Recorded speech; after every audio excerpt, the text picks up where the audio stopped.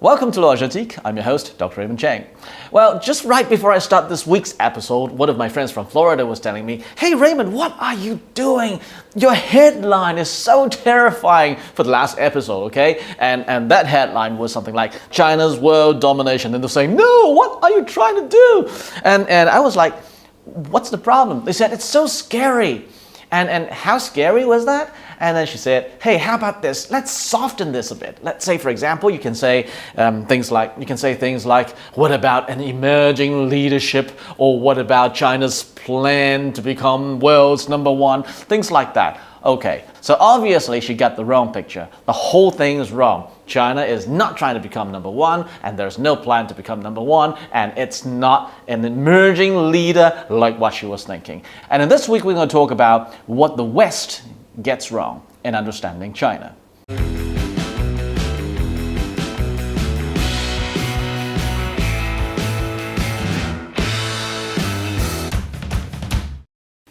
Okay, we said, what is wrong with understanding China, right? And first of all, the scariest question, China's world domination. Oh, wait a minute.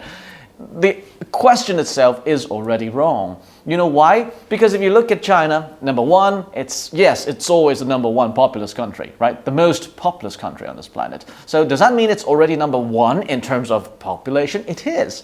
And all things being equal, if you simply look at the consumption, let's say consumption of tomatoes or let's say potatoes, okay, in China, it is already the number one potato-eating country on this planet. So if you're saying you are so worried that they're going to be number one, oh no, that's really a wrong question. So what I'm trying to tell you here, now let's try to understand this from a very different perspective. Now this time, we're not going to look at political affairs. We're going to look at something really different. Symbolism. We're going to try to look at this from a symbolic point of view. Now, we all know the American flag, right? The US flag, the stars and stripes. We all know the Chinese flag, the five-star flag of China. But wait a minute, maybe you haven't looked close enough. Now, you know why? Because if you take a look at all these flags around the world, well, there are 200-something countries around the world, and if you take a look at these countries, you realize one thing. Not every country has stars on their flags. And if you look at those who has stars on their flags, namely, for example, the United States, Vietnam, Myanmar, what else? Papua New Guinea, Algeria, Azerbaijan, and Libya, Tunisia, Turkey, Morocco, and Pakistan. Now, all of these countries have stars on their flags, or maybe one star or maybe multiple stars. But what you didn't notice is that all these stars basically are like the US stars, where they are aligned in a way. But if you look at the stars on the Chinese flag, the five stars on the Chinese flag, wait a minute, what do those stars actually mean? Have you ever asked that question? Well, there has to be a meaning for the symbol, right? So what is that symbol? And there was once a friend told me, oh, those five stars are obviously Beijing, Shanghai, Guangzhou, and of course the other two are Hong Kong and Macau. No, not in any way close, my friend. Now, the big star on the flag actually represent the Chinese Communist Party, or the ruling party, and the rest of the other four stars actually represent four different classes of people. The bourgeoisie, the proletariat, the capitalists, and of course the peasants. Now, if you look at these stars closely, you will realize one thing. All these smaller stars have one point of which they're pointing towards the largest star, which means they're forming part of a circle, or which means they're forming a circle on their own. So these four stars actually point towards the bigger star, which means it's a unity, it's a unified country. Now, you don't find this kind of an arrangement in any other flags around the world. Now, what does that tell you? That tell you these people are looking at unification. They're looking at a grand unification of the country, of all the different classes. So they're not trying to put all these, for example, if you look at the stars and stripes of the US flag, if you look at the US flag, you will actually see, well, you will see the states being represented by the stars. Whereas in China, no, those are actually the social classes. Now you might say, wait a minute, but in the center, it's the CCP. No, wait a minute. Did you not hear what I said? I said there are four different social classes in that country. The bourgeoisie, the proletariat, the capitalists, and the peasants. Now, wait a minute. Did you not hear capitalists among one of them? So this country, this China, which which seems to be a communist country, actually has capitalists, actually has bourgeoisies. So if you look at that, what is happening with this? Okay, now, one thing very interesting. Have you ever heard of a brand called 3M?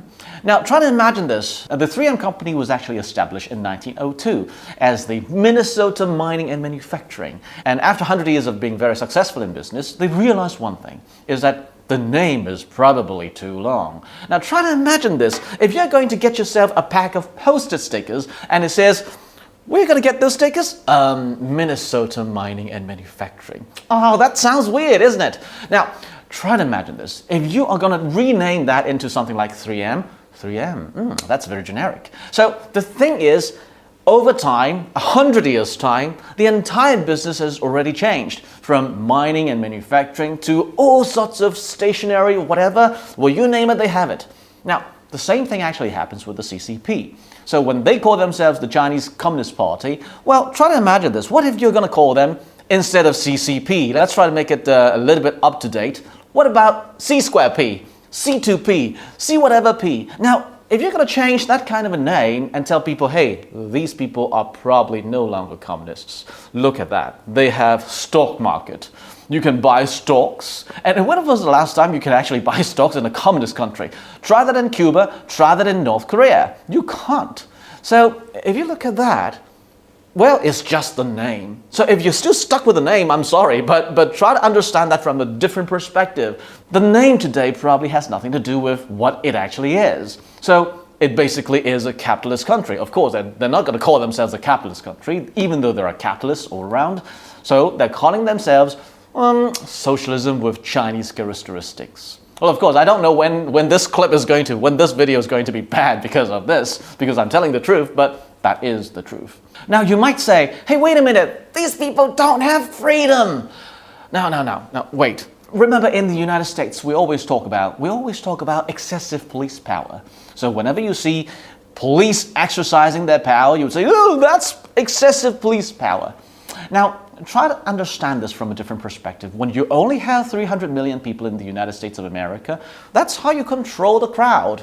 Well, yes, you have the freedom. Yes, you have the police exercising their power. But wait a minute. If you go to China and look at that 1.4 billion country, which is like 5 times the size of America, and mind you, China has a landmass smaller than America, which means it's even more populated than, or much, much more populated than the United States of America. When that's the case, when you were thinking about excessive police force in America, it's a totally different thing in China. Because remember I said China is the most populous country in the world. So when we're talking about excessive police power in maintaining public order in the United States of America, this is totally not the case in China because they expected public order in the first place. Try to imagine this. If you're having this kind of a crowd, oh, wait a minute, we're talking about 300 million people in the States, but 1.4 billion people in China. And while China is smaller, then what's going to happen when you have that kind of a crowd? How are you going to control it? It's just like Simba in Lion King when he was in front of that huge herd of wildebeest. So if that's the case, it's not something that you can control. And that is why in China, what is the most important thing? Well, for the leadership, stability. And that's why they have all sorts of those very orderly scenes that you can see, from the centennial celebration of the Chinese Communist Party to national celebration. They all require public order. In a very orderly fashion. Everything has to be done in a very orderly fashion. Why? Because if you can't do that, you can't control the country. You can't even run the country in a proper way. So, in other words, when you were thinking about China is trying to sort of dominate the world, try to think of it as they're just trying to properly run the country. That's more realistic. And by the way, if you are really still thinking of surpassing China. So what do you have to do in order to surpass China if you still want to? Start watching this video, go home, make love, make babies. That's the real way, the real practical and proper way to surpass China. So, until then, ciao. Before you leave, please be sure to like, subscribe, hit that notification bell, and share this with your friends. See you in the next episode.